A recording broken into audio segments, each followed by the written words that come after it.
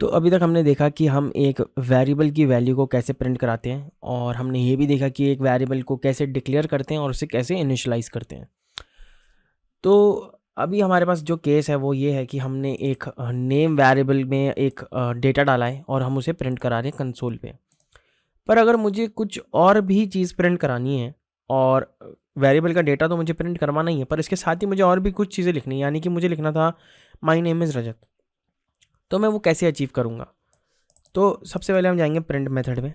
तो मैंने बोला था कि हम कोई भी स्ट्रिंग टाइप का डेटा जो भी हम प्रिंट कराना चाहते हैं वो हम क्या करते हैं, डबल कोट्स के अंदर लिखते हैं, या वरना सिंगल कोट्स के अंदर। तो मैं यहाँ पे लिखूँगा अगर माय नेम इज़, अब मुझे अपना नाम प्रिंट करवाना है, और अगर मैं वेरिएबल का नाम लिखता हूँ और इसे रन करता हूँ तो देखेंगे कि क्या प्रिंट होता है। तो my name is name print हुआ, पर हमें चाहिए था कि my name is Rajat print होता, यानी कि इसकी वैल्यू प्रिंट होती, ना कि इसका वेरिएबल का नाम।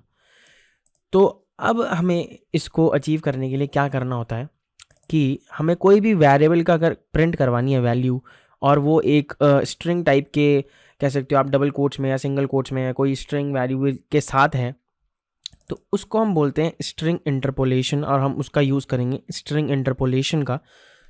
तो उसके लिए हम क्या करते हैं कि सबसे पहले लिखते हैं डॉलर साइन, जहाँ पे भी मुझे प्रिंट करवानी है वहाँ पे डॉलर साइन, और उसके बाद अपने वेरिएबल का नाम। तो इस केस में हमारा वेरिएबल का नाम है नेम, और अगर इसमें अब रन करूँगा और यहाँ पर रिजल्ट देखूँगा तो आएगा माय नेम इज़ रजत। तो हमें यही चाहिए था। तो ये कैसे अचीव होता है? स्ट्रिंग इंटरपोलेशन से, यानी कि आप एक डॉलर साइन लगाते हो और आप उस वेरिएबल का नाम लिखते हो और वो वेरिएबल का वैल्यू प्रिंट हो जाती है। दूसरा तरीका भी सेम ही है, और कुछ नहीं करना है कि आपने डॉलर साइन लगाया, फिर कर्ली ब्रेसेस लगाए, ओपन किया और फिर एंड किया, उसके बाद आपने वेरिएबल का नाम लिख दिया। तो इसे प्रिंट करेंगे तो हमारे पास सेम रिजल्ट आएगा। और इसका दूसरा फ़ायदा है जो कि हम आगे आने लेक्चर्स में देखेंगे कि इसका फ़ायदा क्या होता है, कर्ली ब्रेसेस का ही क्यों, जब हम सिंगल बिना कर्ली ब्रेसेस के भी वही अचीव कर रहे हैं। तो ये भी हम देखेंगे कि इसका ही फ़ायदा क्या होता है।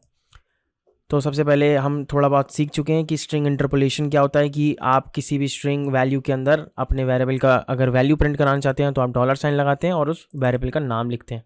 अगर मुझे यही चीज़ कहीं और करनी होती, जैसे कि मैं लिखना चाहता नेम इज़ गुड पर्सन, तो मैं कहीं भी लिख सकता हूँ, जस्ट मुझे क्या करना है, डॉलर साइन लगाना है और वेरिएबल का नाम लिखना है। तो इस तरीके से आप स्ट्रिंग इंटरपोलेशन का यूज़ करके अपने वेरिएबल को प्रिंट करा सकते हो किसी भी स्ट्रिंग में।